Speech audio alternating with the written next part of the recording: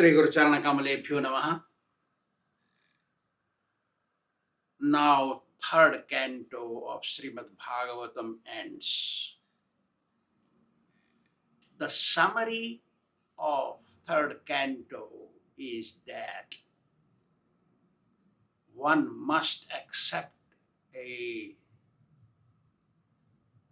pure devotee who is authorized by ancient scriptures as their spiritual master to obtain liberation from this world.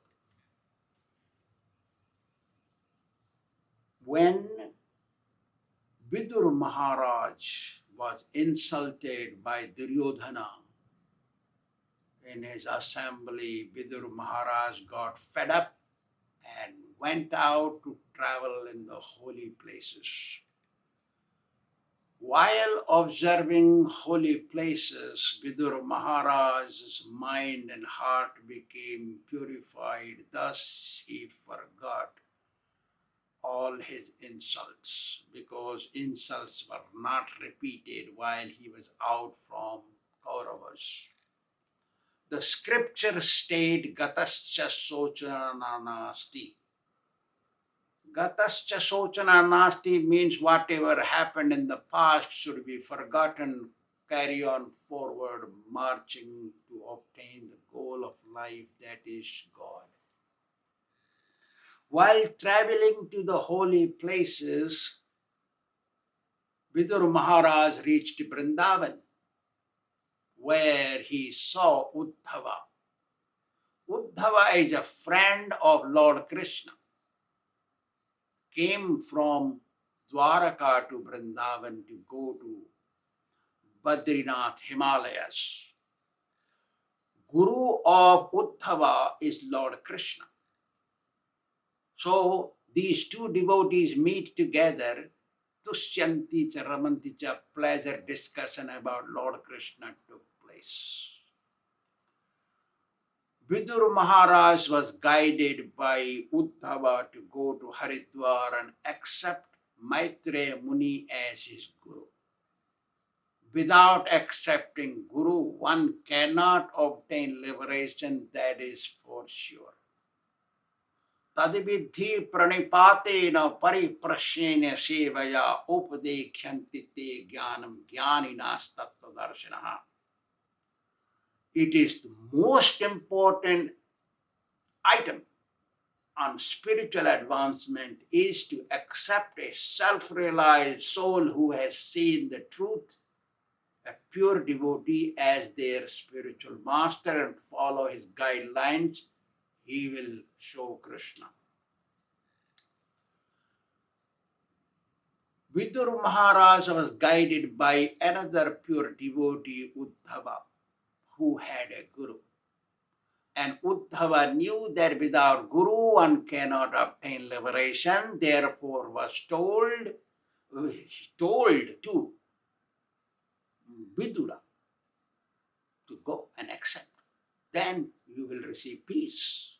To have lasting peace, first step is to accept a perfectly pure devotee who is authorized by all the sages and the saintly people and Lord Kṛṣṇa and Lord Brahma and all the Swāmīs and scriptures to be Guru.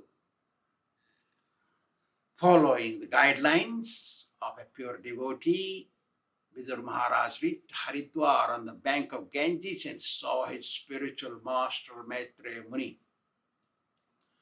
As soon as one sees the spiritual master, immediately bow down in all circumstances to the ground and pay obeisances. So Vidur Maharaj did that and asked question. Very first question was, these worldly people, they seek happiness. They want to satisfy their senses. So they seek happiness and gather so many remedies, so many items to satisfy their senses, but they don't become pleased. And only problems come to them. Why it is that, O Guru? He wanted to know. And he also said that these people are experiencing whatever experiences they are having now is only due to their past deeds. Due to their past sins, they don't understand the devotional life or spiritual life. Practicing devotional life is the goal of human life. They don't understand this. It's only due to past sins. Those who have maximum sins and a very little bit pious deeds in their past life, they may find a spiritual path, but they are unable to follow it rightly. These were the spoken words of Vidur Maharaj to Maitreya Muni. Maitreya Muni heard several questions of Vidur Maharaj and answered. Maitreya Muni told Vidura, "O Vidura, no material item can satisfy anyone because they are all spirit souls. Spirits are all spiritual. No amount of material can satisfy the spirit. Spirit can only become happy by following spiritual path," he said. Look, I tell you, the remedy to have lasting peace, that is Śrīmad-Bhāgavatam. The narrations of Śrīmad-Bhāgavatam will satisfy any human being because human birth is meant only to satisfy God, not satisfy senses. Maybe somebody interested to satisfy senses while satisfying senses and accumulating all material things, including wealth. Practice Kṛṣṇa consciousness, spiritual life. Spiritual life is essential for every human being, male, female, doesn't matter where he or she is born. What age they are passing, how much education or wealthy, poor they are or deformed, doesn't matter. Everyone must perform spiritual life as human beings. So he said, "O Vidura, look, I tell you Śrīmad-Bhāgavatam. From Mahavishnu came a lotus from his navel and upon which Lord Brahma was born. Lord Brahma looked around everywhere. He couldn't find anybody, so he wanted to know, looking to himself, how he looked like a human being. So human being must seek these 4 questions. Where I have come from, who has sent me here, what is my purpose of existence, and where will I go after death?" He, Brahma, who was born on lotus, he had these 4 questions by looking to himself, because he saw himself to be a human being, one head. And he developed 4 heads because there was no answers to these 4 questions. We don't develop 4 heads, because we have answers to these questions because scriptures were already written. Then a sound vibration came from within that lotus. That became his guru. Lord became his guru as Paramatma, 4-armed form. And he performed tapasya, austerity, following the orders. Lord Brahma's guru is the Supreme Lord. Without guru, he could not perform tapasya because Avichitasya vamoru kritam sarva nirarthakam pasu yonim avapanna dikhya virahito jana. Without accepting a scripturally authorized spiritual master and following his orders, anything that is done remains futile, gives no result. Anything pious deeds one does before accepting a spiritual master, charity, donation, going to holy places, study scriptures, brings no result. Because until one is registered, one's name is registered in the register book of God in the spiritual world, the performance of spirituality or pious deeds don't go there. So, registrar of the spiritual world is Guru. Your name has to be registered there because you are an Indian, because you are an American, because you are rich, because you are educated, because you have so much ego. This don't work. You cannot think that way. You have to think that you are an individual human being, part of God, encased in a human body. Now, duty of human being is to know who sent you here, what is the purpose of your existence, where will you go after your death. All these questions must be asked. So, Maitreya Muni says, only sinful deeds from past life keeps one away from spiritual life. Because they have done so much sins in past life. They cannot understand they have to follow spiritual life. They don't want to know about spiritual life. If somehow or other they got introduced to spiritual life, they have no desire, they have no faith in it. If it works, they don't have faith because of sins. Sins are overlapping the pious deeds. Thus, they cannot follow real ways. So, Lord Brahma performed austerities and divided the lotus into 14 parts. They became 14 planets in this universe. And he divided into 3 portions. The upper portion, the bottom portion, and the earth. 6 up, 7 down, and earth. 14 planetary systems. Then he started creating of 2 kinds. Subtle creation and gross creation. Subtle creation is called prakritic creation, prakritik srushti.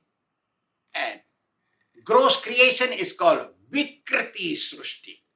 Prakriti, vikriti. Sounds practically same, but it's 2 different meanings. Prakriti, vikriti. So, 2 kinds of creation. The 3 modes of material nature, when they are in balanced form, peaceful form, that is called prakriti or prakritic creation. When they become imbalanced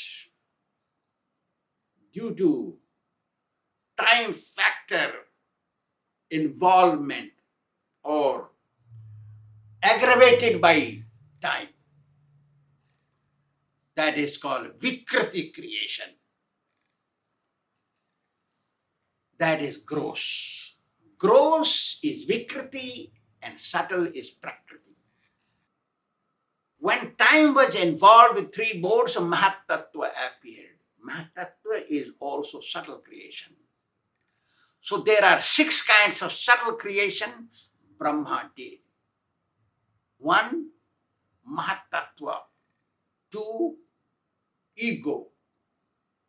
3, 5 material elements. 4,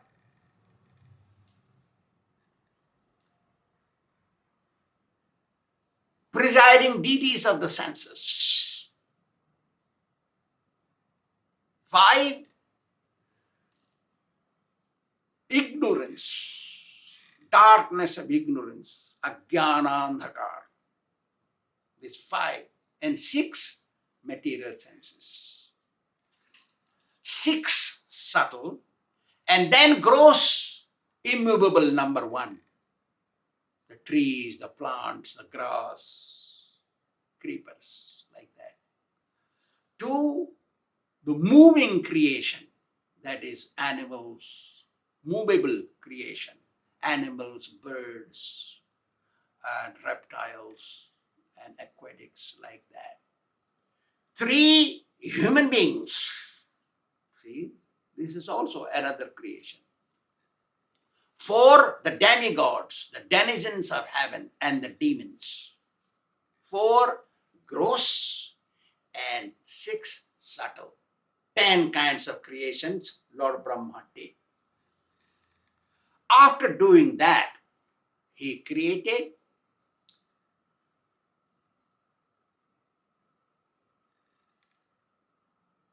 4 Kumaras. Sanak, Sanandan, Sanatan, Sanat Kumar. They are neither subtle nor gross. Gross means anything that can be seen with the naked eyes. That is called gross. Anything that cannot be perceived with the naked eyes is called subtle. So these 4 Kumaras are neither subtle nor gross, because they were seen as 4 sons. Kumaras means children, 4 children. They had physical body, but because they could go all over this universe and including to the spiritual world, that's why they are called subtle. So they are in between. After that, Lord Brahma wanted them to help him in creation, so they said no. So the Brahma becomes angry. Lord Shiva takes birth. Lord Shiva is the son of Lord Brahma, because Lord Shiva was born from Brahma when Brahma became angry. So when he saw Lord Shiva as his son, he asked him to create. He said, okay, I create. So he created ghosts and devils and spirits and evil spirits, and like that, pisachas. So seeing these hobgoblins around, so many, Lord Brahma says, hey, you stop creating. Lord Shiva stopped creating. And now go perform tapasya, austerities. So Lord Shiva went performing austerities. After this, Lord Brahma thought, my goodness, I got to create more. So he created 10 sons at once. He created 10 sons. The creation is taking place without copulation. Remember this, Lord Brahma is creating everything by thoughts in his mind, from his mind. He's creating 10 sons. They are Atri, Marichi, Anvira, Pulaha, Pulatsya, Kardama, Vasishtha, Kratu, Daksha, and Narada. Out of these 10 sons, Narada took renounced order of life sannyas. That's why Lord Brahma loved Narada very much. 9 sons remained. One of them, Kardama, wanted to marry. He wanted a wife. Seeing his desire, because Lord Brahma is also powerful, he could see what is going on in the heart of his son. So he said, okay, go and perform tapasya. So Kardama went, performed tapasya. For 10,000 years he went. For 10,000 years performed tapasya. Like that. So after that, Lord Brahma created piety and sinful deeds, dharma and adharma, piety and impiety, we call it. Then he created lust, anger, greed, avarice, illusion, hatred, sinful activities. And then he created oceans, salty water. After that, he created Saraswati, a girl. Seeing that beauty of girl, Lord Brahma became infatuated. He ran after his daughter. Seeing this, the 9 sons were there, including Narada, become 10. So he said, hey, Brahmaji, what are you doing? Dad, don't do that. Oh, daddy, don't do this. You're running after our sister. So Brahma became ashamed. So being ashamed, he wanted to give up this sinful body because committing sin with the mind is also not good. So he gave up his body like that of a snake who gives up his slough. Same way. He did not commit suicide. Lord Brahma did not commit suicide. He only relinquished his body like a slough relinquished by a snake every year. Like that. From that relinquished body, fog appeared, mist, the mist of darkness of fog, smoke-like mist appeared from that body, the relinquished body. Having cleaner body, Lord Brahma performed tapasya again to get spiritual potency. Spiritual potency go away when you engage in sinful activities. Guru never engages in sinful activities and his activities are never sinful. But everybody else, devotee or non-devotee, they must watch their action because Guru's deeds are all perfect. He's above this world. Like that. No sins can touch him. Nothing he can do. After that, Lord Brahma meditated. My God, I cannot create. Then he asked his 9 sons, can you please create? Help me create. All these only one son took sannyas as Narada Muni. There were 9 more sons remained. He asked them, they remained quiet, did not say anything to Lord Brahma. Then Lord Brahma fell in anxiety for creation. Lord told me to follow. Disciple must follow whatever Guru says, unconditionally. Guru Ragyam Avicharaniyam. Order of Guru must be followed as he says without adding one word to it or deducting from it. If something Guru said and disciple don't follow, he is not a disciple. He or she, doesn't matter who. Be careful. So, Brahma is regretting in his heart, oh, I am unable to create, my Lord, my Guru, God told me to create and fill the universe. My goodness, I am failing in my deed. Disciples should remain in anxiety when he is not succeeding in his mission. Like that. So while he was in anxiety, he was divided into 2 parts, left and right. When he got divided, not divided like you divide your the saw machine. No, divided means divided in the mind. So from right side came a male form, from left side came a female form. He saw male and female both, and they are being attracted each other. He likes her, he likes her, she likes him. Like that, they became attracted. Lord Brahma saw this. So he understood, oh, wonderful, what a nice, now creation will take place possible. He saw the male form has beard and mustache. And he saw the beautiful lady has no beard and mustache and has breasts. These were the forms. Lord Brahma gave him the name Manu because he appeared from the mind. But because himself appeared from him, so he called him Swayambhuva. Swayambhuva Manu he happened. And because she was so attractive, unbelievably, so he called her Satarupa and he got them married. After marrying them, he told, Lord Brahma told Manu to create. So Manu was intelligent. He asked, if I create anything, now I'm married with my wife, if I create anything, where will I keep them? There is no earth. We need earth. So Lord Brahma recollected, oh, earth is in the subterranean planet.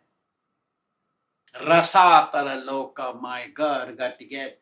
Then he was in anxiety at that time. Lord appeared in the boar form from his sneeze. Lord Brahma sneezed and boar came from his nostril and immediately became gigantic and killed the demon, gone down, killed the demon and liberated earth. Now question arises why God took birth as a boar, not God can take any other form too and go and kill him. No. This Hiranyaksha was very intelligent. Demons are very intelligent people. Sometimes they are so intelligent, they are more intelligent than divine people, demigods.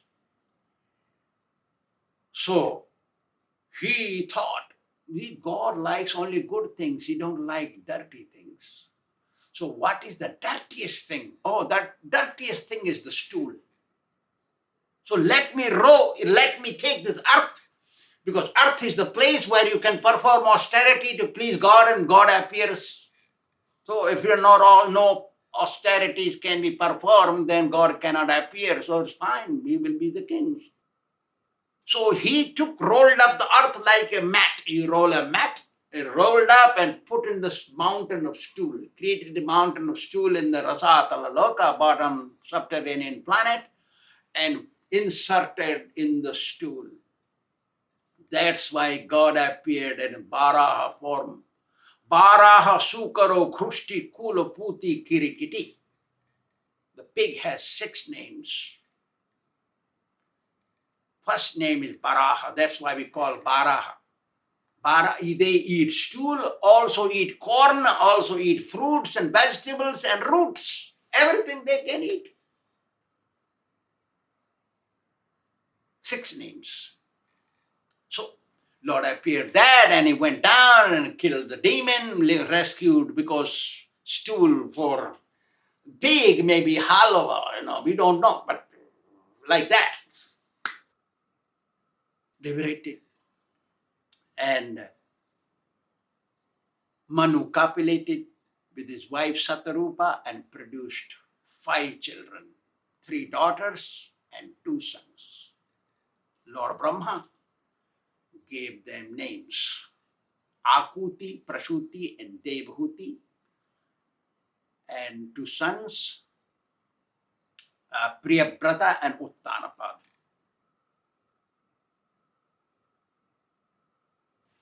Lord Brahma had already told Kardama Muni to go and perform tapasya, and he is still performing tapasya for 10,000 years.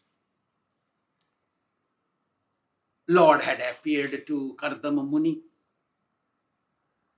and told him that I will appear as your son. Go and marry. I know what is going on in your heart, Lord said. You want to marry, I will take birth as your son. So then he again said, because Kardama was wondering who would be my wife. So Lord said, now Swayambhuva Manu will come with his daughter Devahuti, you marry her. So dispersed. So Kardama married the daughter. Daughter was princess. Kardama Muni was a Swāmī, living very simply in the ashram. So Devahuti performed austerity and seen by Kardama Muni, a princess performing austerity, becoming lean, thin and all that. He has power yogis can create anything they want. They got this perfection. So he created an aeroplane which runs on the speed of mind and without petrol. And created 10,000 maid servants to serve his wife. And he climbed upon the palanquin, the aeroplane, and he flew in the sky. The thousands of years he enjoyed there. He expanded himself into 9 forms because females like to enjoy up to the maximum. So they're 9 times more lusty than men and 2 times more hungry than men. Ladies, not to be criticized in anywhere, but these are the qualities of the ladies, females. Nowadays, the ladies, the girls are sent to school and they are taught how to remain hungrier and eat less and remain lean and thin.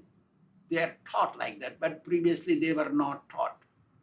Those ladies who become pure devotees and practice spiritual life seriously and sincerely, they are better than men. So, Kardama Muni enjoyed her thousands of years in the sky on the aeroplane and produced 9 daughters and 1 son. Lord Brahma came there and gave the names to 9 daughters first because they were first batch of the children. Appeared one after another, 9 of them in one day. He called them, first one Kala, second one Anusuya, third one Shraddha, fourth one Havirbhu, fifth one Gati, sixth one Kriya, seventh one Khyati, eighth one Arundhati, and ninth one Shanti. And son he named was Kapila. 9. So 10 children. Lord Brahma helped Kardama Muni to marry his 9 daughters into 9 sages. He was married to 9 of them. And after marrying his daughters, Kardama Muni left, took sannyas and went back to forest for performing tapasya, leaving his wife Devahuti under the care of grown-up son Kapila. One day, Devahuti saw her son sitting alone, took her bath and reached to her son. Because Lord Brahma had told Devahuti that her son is God. God himself has appeared to you, he had told. Anytime you need any guidance, you can reach him there.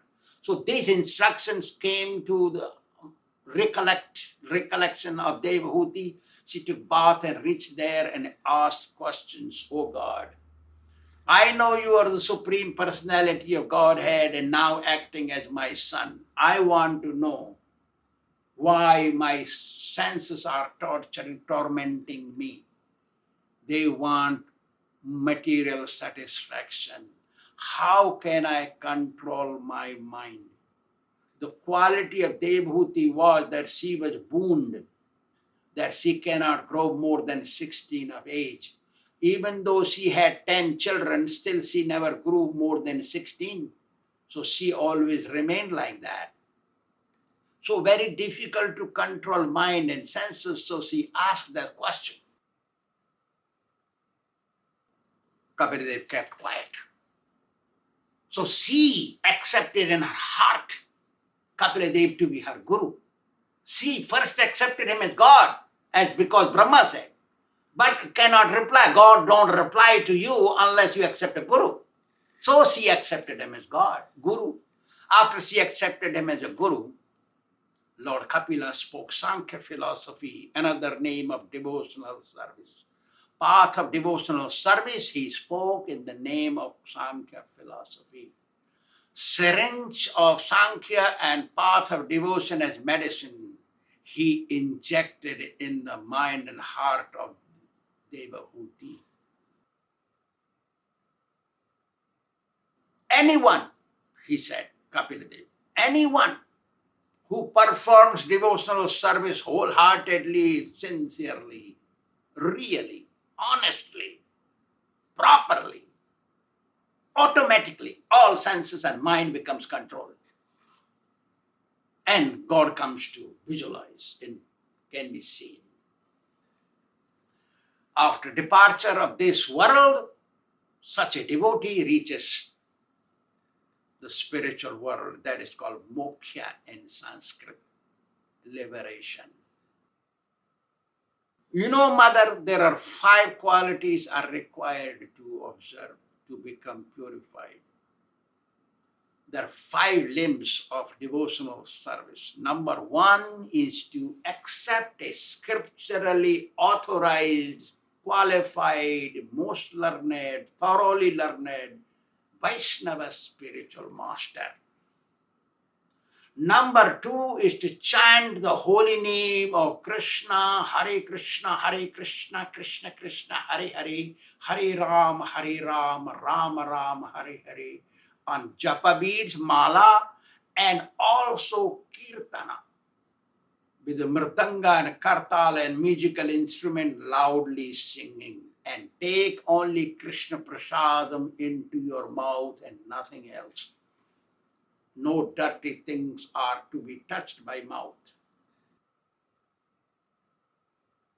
Third thing he said was to study Śrīmad-Bhāgavatam scriptural injunctions and follow what they say.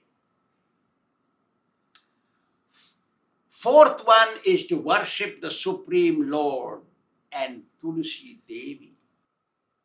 Fifth one, to associate with real devotees. Nichasrayam na kartavyam kartavyam mahadasrayam.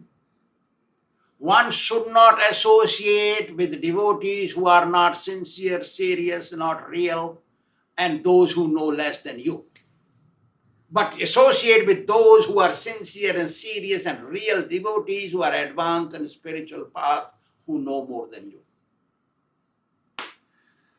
Fifth one is to go and live in a holy place like Vrindavan whenever you find time and circumstances occur to you. These 5 limbs of devotional service, whoever observes, all their misgivings in the heart, all their sins will be gone from them. And they will become purified and obtain the transcendental vision to see the Lord. They will receive self-realization while alive and go back to Godhead after death. All of this was explained to Mother Devahuti by Kapila, and after taking her permission, Kapila Dev left to Ganga Sagar, where ocean welcomed him and gave him facilities for performing tapasya. This side, Mother Devahuti followed the instructions of Kapila Deva and performed sadhana daily, spiritual practice, and went back to Godhead. The Guru and God for Devahuti is Kapila. For us, God is not present. That's why we have to accept a scripturally authorized Guru and follow his commands as he says, without placing any conditions before Guru, and practice spiritual life sincerely and seriously, and carry on following regularly until go back to Godhead. Lord Kṛṣṇa is not present. That's why we have to accept spiritual life. बिनु गुरु संसार कैसे उतारें, कैसे उतारें, जो गुरु कृपा करे, जो गुरु कृपा करे. By कृपा or blessings of Guru, instructions of Guru, one can go back to Godhead. One can see Kṛṣṇa face to face. Thank you very much. Śrī Radha Govinda Bhagavan ki